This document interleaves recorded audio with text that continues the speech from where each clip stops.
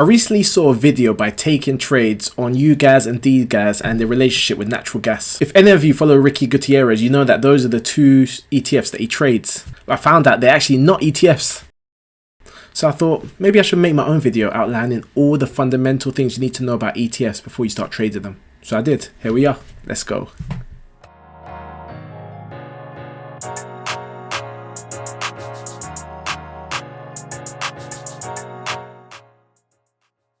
So in this video, I'm going to explain what an ETF is. I'm going to give some background information on the very first ETF. I'm going to talk about how ETFs are created through a process called creation and redemption. I'm going to talk about ETPs.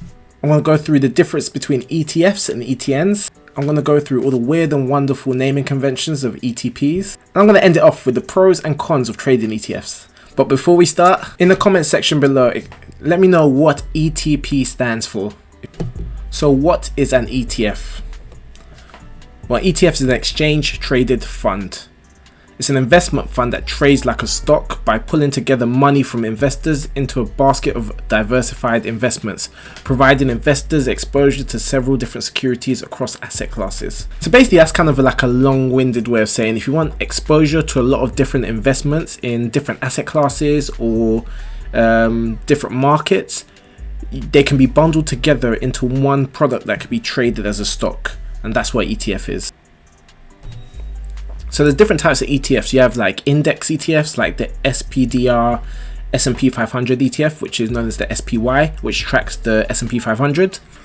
And you have industry sector ETFs like Direxium Daily, S&P Biotech Bullet 3X Share ETF. See, that's what I'm talking about. That's a mouthful, but I'll explain to you the naming conventions a little bit later in this video.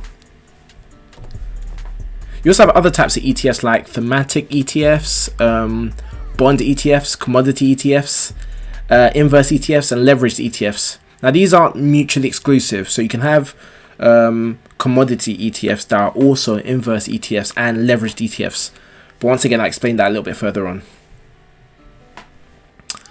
Let me take you way back into time, and let's talk about the very first ETF.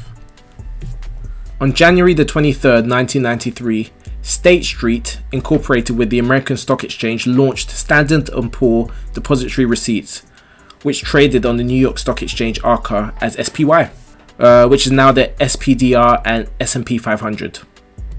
The SPY trades in real time and tracks the S&P 500 index. This was the first ETF to trade in the United States, and it continues to trade to this very day. Since the first ETFs were issued, the industry has exploded with phenomenal growth. Assets involved in exchange-traded products globally have more than doubled since 2013, and today sit at around 5.1 trillion US dollars. So in this slide, I'm going to talk about how ETFs are created and how they're released onto the secondary market for retail traders like you and I to trade. So ETFs are made through a process called creation and redemption. While stocks have a limited supply, ETFs can be created to service a rise in demand. The ETF provider, an investment firm, will create ETFs to meet demand, and liquidity providers will release the ETF onto the secondary market via stock exchanges so that retail traders like you and I can trade it. If you want to know more about the primary and secondary market, I actually have a video on my Trading 101 series on how they work and what they're about. Check that out.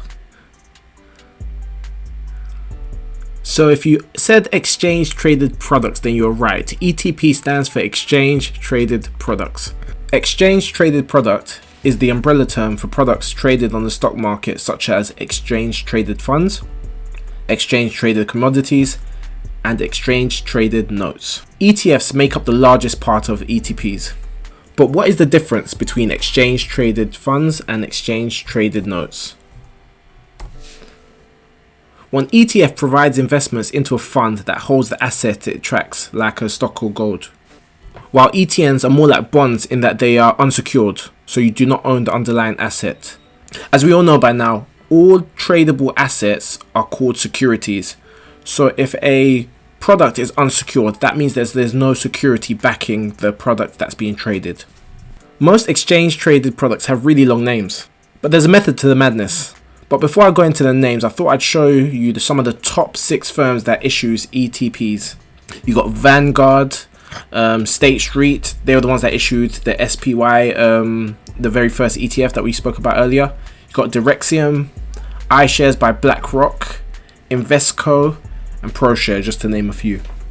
So here we have Direxium Daily S&P Biotech Bull 3X Share ETF. So that's the full name of this ETF. And the ticker symbol is LABU if you want to check it out.